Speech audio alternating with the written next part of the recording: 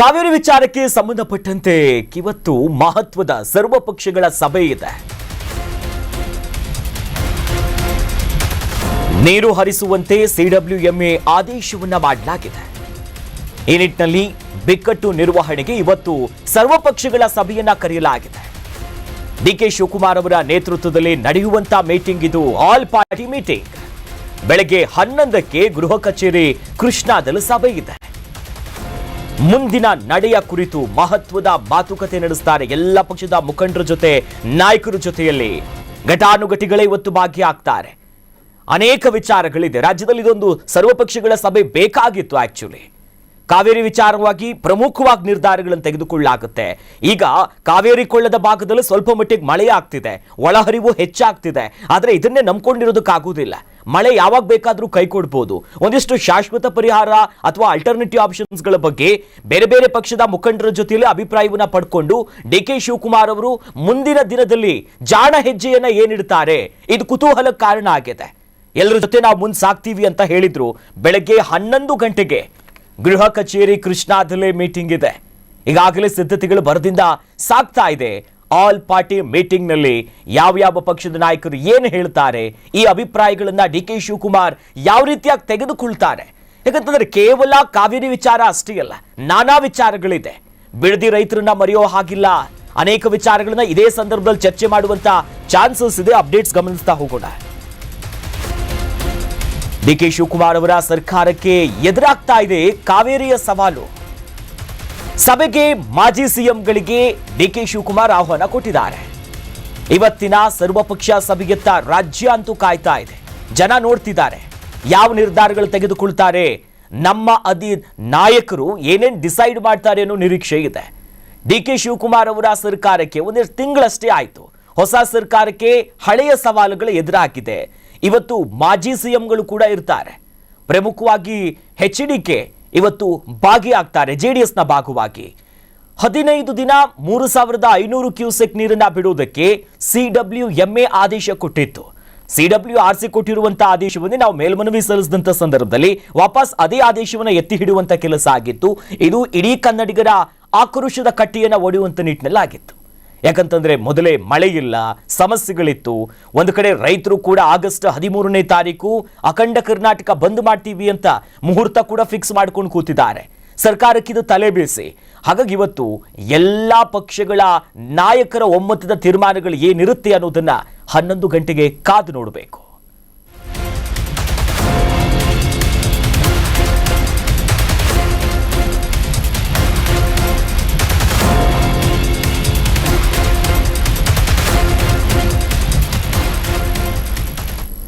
ಸರ್ವಪಕ್ಷದ ಸಭೆಯಲ್ಲಿ ಜೆಡಿಎಸ್ ನಾಯಕರು ಕೂಡ ಭಾಗಿಯಾಗ್ತಾರೆ. ಸಿಎಂ ಸಭೆಗೆ ಹಾಜರಾಗುವುದಕ್ಕೆ ಜೆಡಿಎಸ್ ತೀರ್ಮಾನವನ್ನು ಮಾಡಿಕೊಂಡಿದೆ. ಸರ್ವಪಕ್ಷದ ಸಭೆಯಲ್ಲಿ ಜನತಾದಳ ಕೂಡ ಇರುತ್ತೆ. ಸಿಎಂ ಈಗ 11 ಗಂಟೆ ಕರೆದಿರುವಂತಹ ಸರ್ವಪಕ್ಷದ ಸಭೆಗೆ ಜೆಡಿಎಸ್ ಭಾಗಿಯಾಗುವುದಕ್ಕೆ ಒಪ್ಪಿಕೊಂಡಿದೆ. ಮೀಟಿಂಗ್ನಲ್ಲಿ ಕೇಂದ್ರ ಸಚಿವ ಕುಮಾರಸ್ವಾಮಿ ಅವರು ಇರ್ತಾರೆ.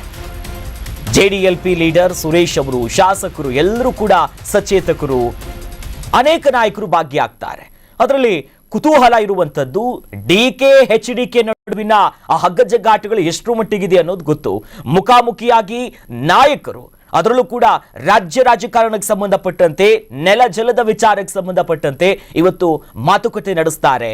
ಕುಮಾರಸ್ವಾಮಿಯವರು ಭಾಗಿಯಾಗ್ತಾರೆ. ಹಾಗಾಗಿ ಈ ಕಾವೇರಿ ವಿಚಾರದ ಮೀಟಿಂಗಿನ ಕಾವು ಎಷ್ಟರ ಮಟ್ಟಿಗಿರುತ್ತೆ ನಿರೀಕ್ಷಿಸಬೇಕು.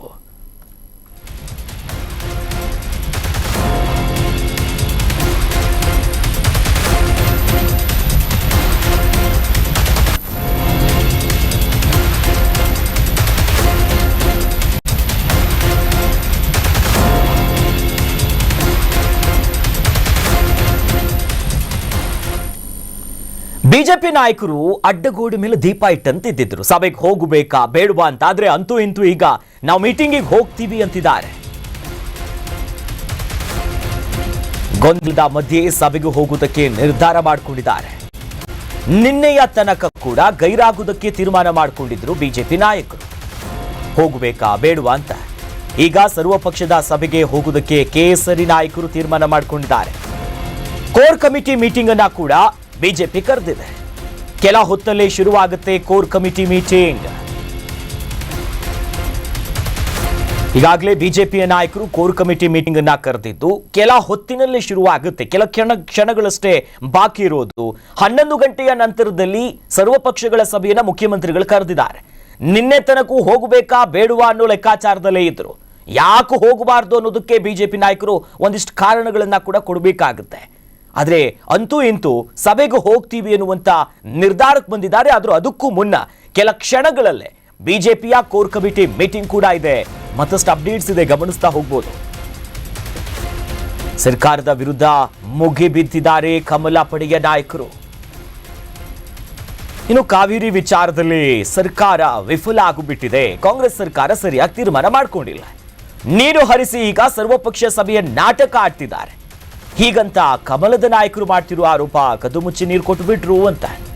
ಕಾವೇರಿ ವಿಚಾರದಲ್ಲಿ ಬಿಜೆಪಿಯ ನಡೆ ಕೂಡ ಕುತೂಹಲವಾಗಿದೆ. ಇವ್ರು ಯಾಕೆ ಬರೋದಿಲ್ಲ, ಅವರು ಕದ್ದು ಮುಚ್ಚಿ ಬಿಟ್ರು ಹಾಗೆ ಬಿಟ್ರು, ಅದನ್ನ ಪ್ರಶ್ನೆ ಮಾಡೋದಕ್ಕಾದ್ರೂ ಬಿಜೆಪಿ ನಾಯಕರು ಹೋಗ್ಬೇಕಾಗತ್ತೆ. ಆದ್ರೆ ಬಿಜೆಪಿ ನಾಯಕರು ಮೀನಾಮೇಷ ಎಣಿಸ್ತಾ ಇದ್ರು.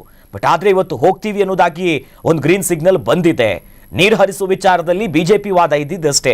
ತನ್ನ ವಾದವನ್ನ CWMA ಇರ್ಬೋದು, RC ಇವೆರಡರ ಮುಂದೆ ಇಡುವಂತ ಸಂದರ್ಭದಲ್ಲಿ ವಾದ ಮಾಡೋದ್ರಲ್ಲೇ ಕಾಂಗ್ರೆಸ್ ಫೇಲ್ ಆಯ್ತು ಅಂತ ಆರಂಭದಿಂದಲೂ ಕೂಡ ಬಿಜೆಪಿ ಹೇಳ್ಕೊಂಡ್ ಬಂದಿತ್ತು.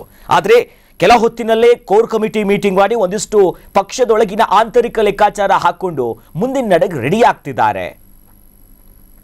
ಇದಕ್ಕೆ ಸಂಬಂಧಪಟ್ಟಂತೆ ನಮ್ಮ ಪ್ರತಿನಿಧಿ ಕಿರಣ್ ಕಾನ್ಮನಿ ದೂರವಾಣಿ ಸಂಪರ್ಕದಲ್ಲಿ ಜಾಯ್ನ್ ಆಗಿದ್ದಾರೆ. ಕಿರಣ್, ಬಿಜೆಪಿ ಲೆಕ್ಕಾಚಾರ ಏನಿವತ್ತು ಮೀಟಿಂಗಿಗೆ ಹೋಗಬೇಕಾ ಬೇಡವಾ ಅನ್ನೋಕ್ಕಿಂತ ಮುಂಚೆ ಕೋರ್ ಕಮಿಟಿ ಮೀಟಿಂಗಿನ ಮೂಲ ತಂತ್ರಗಾರಿಕೆ ಏನು ಅಂತ ಇವತ್ತು ದಿಢೀರಂತ ಕರೆದು ಬಿಟ್ಟಿದಾರಲ್ಲ? ಎಸ್ ಅಖಿಲೇಶ್, ಇವತ್ತು ಏನು ಕಾವೇರಿ ಬಿಕ್ಕಟ್ಟು ಒಂದ್ ಕಡೆ ದೊಡ್ಡ ಮಟ್ಟದಲ್ಲೇ ಇದಾಗ್ತಾ ಇರುವಂತಹ ಹಿನ್ನೆಲೆಯಲ್ಲಿ ಇವತ್ತು ಸಿಎಂ DK ಶಿವಕುಮಾರ್ ಅವರು ಬೆಳಗ್ಗೆ 11:30ಕ್ಕೆ ಏನು ಅವರ ಗೃಹ ಕಚೇರಿ ಕೃಷ್ಣಾದಲ್ಲಿ ಒಂದು ಸರ್ವಪಕ್ಷಗಳ ಸಭೆಯನ್ನ ಕರೆದಿರ್ತಕ್ಕಂಥದ್ದು. ಈ ಸರ್ವಪಕ್ಷ ಸಭೆಗೆ ಏನೋ ಹಾಲಿ ಮಾಜಿ ಮುಖ್ಯಮಂತ್ರಿಗಳು ಮತ್ತೆ KRS ಆ ಕಡೆ ಭಾಗದ ಒಂದಿಷ್ಟು ಶಾಸಕರುಗಳು ಮತ್ತೆ ಎಲ್ಲ ರಾಜ್ಯದ ಹಿರಿಯ ನಾಯಕರುಗಳಿಗೆ ಆಹ್ವಾನವನ್ನ ನೀಡಿರ್ತಕ್ಕಂಥದ್ದು. ಈ ಒಂದು ಸರ್ವಪಕ್ಷೀಯ ಸಭೆಗೆ NDA ಮೈತ್ರಿಕೂಟದಲ್ಲಿರ್ತಕ್ಕಂಥ JDS ಸಭೆಗೆ ಹಾಜರಾಗಲು ಈಗಾಗಲೇ ತನ್ನ ನಿರ್ಧಾರವನ್ನ ತಿಳಿಸಿರ್ತಕ್ಕಂಥದ್ದು. ಕೇಂದ್ರ ಸಚಿವರಾಗಿರ್ತಕ್ಕಂಥ ಕುಮಾರಸ್ವಾಮಿ ಅವರು ಮತ್ತೆ JDLP ನಾಯಕರಾದಂತಹ ಸುರೇಶ್ ಬಾಬು ಅವರ ನೇತೃತ್ವದಲ್ಲಿ ಇವತ್ತು ಸರ್ವಪಕ್ಷ ಸಭೆಗೆ ಹಾಜರಾಗ್ತಾ ಇರುವಂತದ್ದು. ಇತ್ತ ಬಿಜೆಪಿ ಎಲ್ಲ ಒಂದ್ ಕಡೆ ನಿನ್ನೆವರೆಗೆ ಸರ್ವಪಕ್ಷ ಸಭೆಗೆ ಹೋಗೋದು ಬೇಡ ಎನ್ನುವಂತ ನಿರ್ಧಾರವನ್ನು ಮಾಡಿತ್ತು. ಇವತ್ತು ಬೆಳಗ್ಗೆ ಹೊತ್ತಿಗೆ 9 ಗಂಟೆಯ ನಂತರ ಒಂದು ಕೋರ್ ಕಮಿಟಿ ಸಭೆಯನ್ನು ಸಹ ಕರೆದಿರ್ತಕ್ಕಂಥದ್ದು. ಈಗಾಗಲೇ ಈ ಸದ್ಯಕ್ಕೆ ಬರ್ತಾ ಇರುವಂತಹ ಮಾಹಿತಿ ಆಧಾರದ ಮೇಲೆ ಬಿಜೆಪಿ ಇವತ್ತಿನ ಸರ್ವಪಕ್ಷ ಸಭೆಗೆ ಹಾಜರಾಗುತ್ತೆ ಎನ್ನುವಂತಹ ಮಾಹಿತಿಗಳು ಸದ್ಯಕ್ಕೆ ಲಭ್ಯ ಆಗ್ತಾ ಇರುವಂತದ್ದು. ಅಂದ್ರೆ ಈಗ 9:30ಕ್ಕೆ ಏನು ಆರಂಭ ಆಗ್ತಿರುವಂತಹ ಕೋರ್ ಕಮಿಟಿ ಸಭೆಯಲ್ಲಿ ಏನ್ ಸರ್ವಪಕ್ಷ ಸಭೆಯಲ್ಲಿ ಬಿಜೆಪಿ ತನ್ನ ನಿರ್ಧಾರವನ್ನ ಪ್ರಕಟಿಸುವ ಹಿನ್ನೆಲೆಯಲ್ಲಿ ಇವತ್ತು ಕೋರ್ ಕಮಿಟಿ ಸಭೆಯನ್ನು ಕರೆದಿರ್ತಕ್ಕಂಥದ್ದು.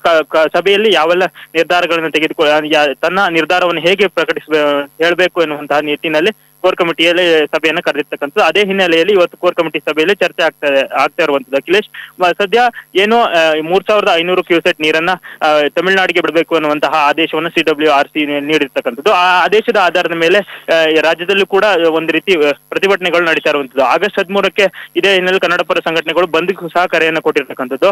ವಿಪಕ್ಷವಾಗಿ ಬಿಜೆಪಿಯು ಕೂಡ ಈ ಒಂದು ತಮಿಳುನಾಡಿಗೆ ನೀರು ಬಿಡುವ ವಿಚಾರದಲ್ಲಿ ರಾಜ್ಯ ಸರ್ಕಾರ ಎಲ್ಲೋ ಒಂದ್ ಕಡೆ ಮೌನವನ್ನು ವಹಿಸಿತು. CWRCಗೆ ಈ ರಾಜ್ಯದಲ್ಲಿ ಇರುವಂತಹ ಬರ ಪರಿಸ್ಥಿತಿಯನ್ನ ಹೇಗಿದೆ ಎನ್ನುವಂತ ಪರಿಸ್ಥಿತಿಯನ್ನ ಮನದಟ್ಟು ಮಾಡಿಕೊಡುವಲ್ಲಿ ರಾಜ್ಯ ಸರ್ಕಾರ ವಿಫಲ ಆಗಿದೆ ಎನ್ನುವಂತಹ ಆರೋಪವನ್ನ ಬಹಳ ಹಿಂದಿನಿಂದಲೂ ಕೂಡ ಮಾಡ್ಕೊಂಡು ಬರ್ತಾ ಇರುವಂತದ್ದು. ಇದೇ ಹಿನ್ನೆಲೆಯಲ್ಲಿ ಇವತ್ತು ಸರ್ವಪಕ್ಷ ಸಭೆಗೆ ಹಾಜರಾಗುವಂತಹ ಏನು JDS ಮತ್ತೆ ಬಿಜೆಪಿ ಯಾವ ನಿರ್ಧಾರವನ್ನು ಪ್ರಕಟಿಸುತ್ತವೆ ಅನ್ನುವಂಥದ್ದು ಸದ್ಯಕ್ಕೆ ಕುತೂಹಲವನ್ನು ಮೂಡಿಸಿದೆ. ಅಖಿಲೇಶ್, ಥ್ಯಾಂಕ್ ಯು ಕಿರಣ್ ತಮ್ಮ ಡೀಟೇಲ್ಸ್ಗೆ.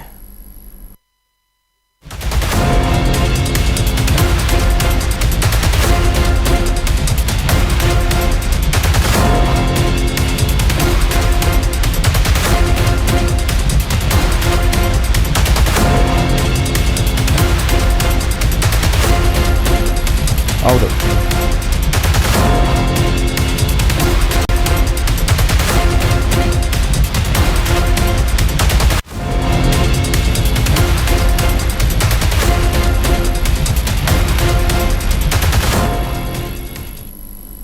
ಕರುನಾಡಿನಲ್ಲಿನ ಈಗ ಬರದ ನಡುವೆನೂ ಕೂಡ DMK ಖ್ಯಾತಿಯನ್ನ ಎತ್ತುತ್ತಾ ಇದೆ.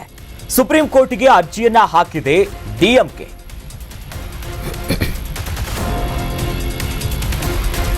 ಕರ್ನಾಟಕದಲ್ಲಿ ಬರದ ಈ ಪರಿಸ್ಥಿತಿಯ ನಡುವೆ ಡಿಎಂಕೆ ಖ್ಯಾತಿಯನ್ನ ತೆಗೆದಿದೆ. ಸುಪ್ರೀಂ ಕೋರ್ಟ್ಗೆ ಅರ್ಜಿಯನ್ನ ಹಾಕಿದೆ ಡಿಎಂಕೆ ಸ್ಟಾಲಿನ್ ಪಕ್ಷ. ತಮಿಳುನಾಡಿಗೆ ಕಾವೇರಿ ನೀರನ್ನ ರಿಲೀಸ್ ಮಾಡಬೇಕು ಅನ್ನೋದಾಗ ಆಗ್ರಹ. ಕರ್ನಾಟಕ ರಾಜ್ಯ ಸರ್ಕಾರಕ್ಕೆ ನಿರ್ದೇಶನವನ್ನ ಕೊಡಿ, ಅವ್ರು ನೀರು ಹರಿಸ್ತಾ ಇಲ್ಲ, ಆದೇಶಗಳು ಈ ರೀತಿಯಾಗಿದೆ, ಡೈರೆಕ್ಷನ್ ಕೊಡಿ ಅನ್ನೋದಾಗಿ ಅರ್ಜಿಯಲ್ಲಿ ತಾಕೀತನ್ನ ಮಾಡಿದ್ದಾರೆ. ಡಿಎಂಕೆ ಸಂಸತ್ ಅಧಿವೇಶನದ ಮೊದಲ ದಿನವೇ ಇಷ್ಟು ದೊಡ್ಡ ಮಟ್ಟದ ಹೋರಾಟ ಮತ್ತೊಂದು ಮಗದೊಂದು ಆಗೋಕ್ಕೂ ಮುನ್ನ ಮೇಕೆದಾಟು ವಿಚಾರವನ್ನ ಹಿಡ್ಕೊಂಡು ಸಂಸತ್ನಲ್ಲಿ ಎಲ್ಲರ ಗಮನ ಸೆಳೆಯುವ ಕೆಲಸಕ್ಕೆ ಕೇವಲ ಬೆರಳೆಣಿಕೆಯ ಸಂಸದರಿರುವಂತಹ ಡಿಎಂಕೆ ದೊಡ್ಡ ಮಟ್ಟದ ಚರ್ಚೆ ಮಾಡುವಂತ ಮಾಡಿತ್ತು. ಇವತ್ತು ಮತ್ತೆ ಸುಪ್ರೀಂ ಕೋರ್ಟ್ಗೆ ಅರ್ಜಿಯನ್ನ ಹಾಕಿದೆ.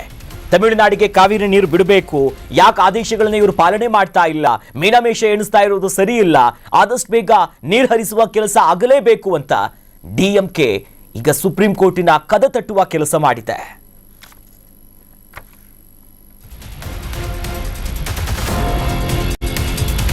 ಎರಡ್ 2018ರ ಸುಪ್ರೀಂ ಕೋರ್ಟಿನ ಅಂತಿಮ ತೀರ್ಪನ್ನು ನಾವು ಮೆಲುಕು ಹಾಕಲೇಬೇಕು.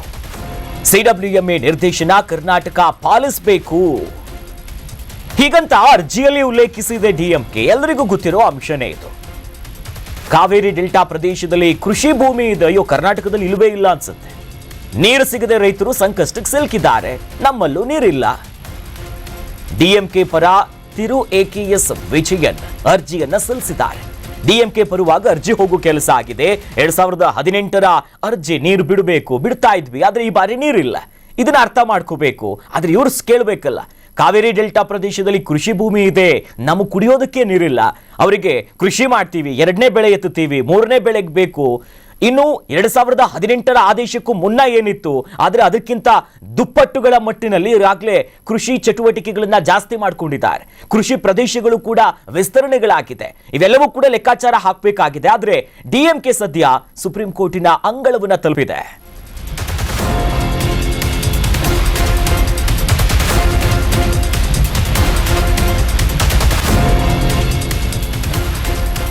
ಕಾವೇರಿ ಸಂಕಷ್ಟದಿಂದ ನಮ್ಮ ರಾಜ್ಯ ಸರ್ಕಾರ ಪಾರಾಗ್ಬಿಡ್ತಾ ಅಂತ. ಯಾಕಂತಂದ್ರೆ ತಮಿಳುನಾಡು ಕೇಳಿದ್ದು 3,500 ಕ್ಯೂಸೆಕ್ ನೀರಷ್ಟನ್ನ. ಕಾವೇರಿ ಸಂಕಷ್ಟದಿಂದ ಪಾರಾಗ್ಬಿಡ್ತಾ ಸರ್ಕಾರ. ತಮಿಳುನಾಡು ಕೇಳಿದ್ದು 3,500 ಕ್ಯೂಸೆಕ್ ನೀರನ್ನ.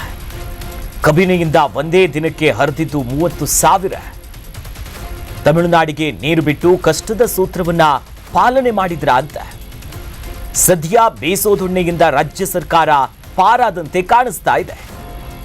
ಒಂದು ಕಡೆ ಬರದ ಪರಿಸ್ಥಿತಿ ಇದೆ, ಕೆಲ ದಿನಗಳಿಂದ ಮಳೆ ಇರಲಿಲ್ಲ, ಆದರೆ ಕೊಂಚ ಮಟ್ಟಿಗೆ ಕೆಲ 2 ದಿನಗಳಿಂದ ಸ್ವಲ್ಪ ಮಟ್ಟಿಗೆ ಮಳೆ ಆಗ್ತಿದೆ. ಯಾವಾಗ ಮಳೆಯಾಗುತ್ತೆ ಒಳಹರಿವು ಹೆಚ್ಚಾಗ್ಬಿಡುತ್ತೆ. ಆಗ ಹೊರಹರಿವನ್ನ ಬಿಟ್ಕೊಡೋದಕ್ಕೆ ಅಥವಾ ಈ ತಮಿಳುನಾಡಿಗೆ ನೀರು ಬಿಡೋದಕ್ಕೆ ನಮ್ಮಲ್ಲಿ ಸಮಸ್ಯೆ ಬರೋದಿಲ್ಲ. ಆದರೆ ಸದ್ಯ ಕಬಿನಿಯ ಜೀವಕಳೆ ಬಂದುಬಿಟ್ಟಿದೆ. ಕಬಿನಿಗೆ ಮೊದಲು ಕೇಳಿದ್ದು 15 ದಿನಗಳ ಕಾಲ 3,500 ಕ್ಯೂಸೆಕ್ ನೀರನ್ನ ಬಿಡಬೇಕು ಅನ್ನೋದಾಗಿ. ಆದರೆ ಸ್ವಲ್ಪ ಮಟ್ಟಿಗೆ ಈಗ ರಾಜ್ಯದಲ್ಲಿ ಮಳೆಯಾಗ್ತಿದೆ, ನಿರೀಕ್ಷೆ ಮಾಡಬಹುದು ಉತ್ತಮವಾದಂತಹ ಮಳೆಯಾದ್ರೆ ಮುಂದಿನ ದಿನದಲ್ಲಿ ಈ ಜಲ ಸಂಕಷ್ಟ ಜಲಕಂಟಕಗಳು ನಮಗೆ ಬರೋದಿಲ್ಲ ಅಂತ.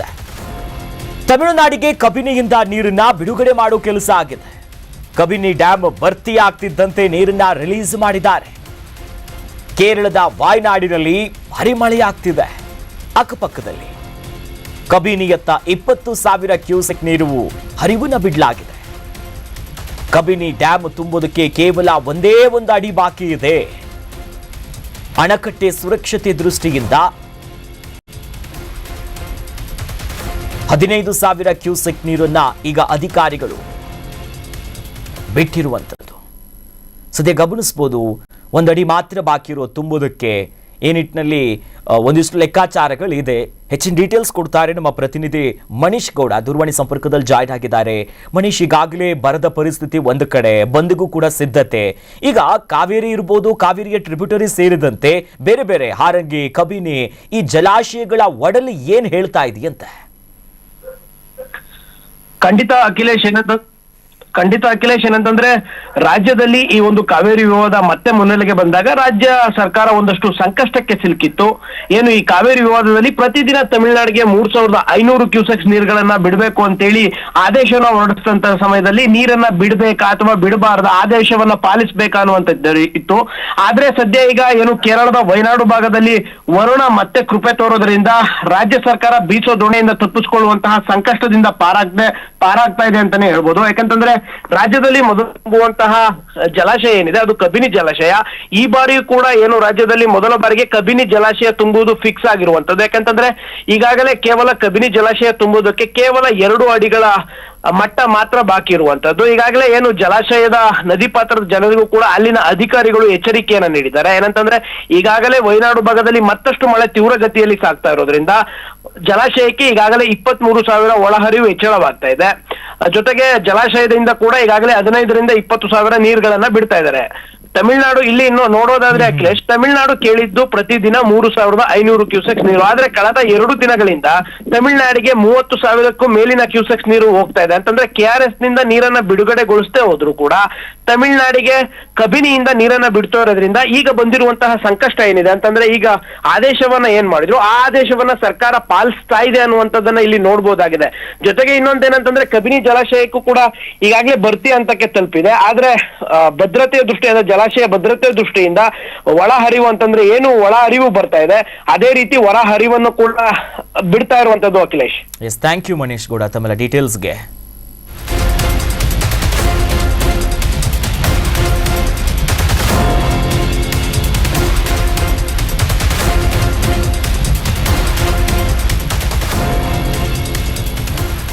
ಕರ್ನಾಟಕ ನ್ಯೂಸ್ ಬೀಟ್ ಫಾಲೋ ಮಾಡಿ, ಸಬ್ಸ್ಕ್ರೈಬ್ ಮಾಡಿ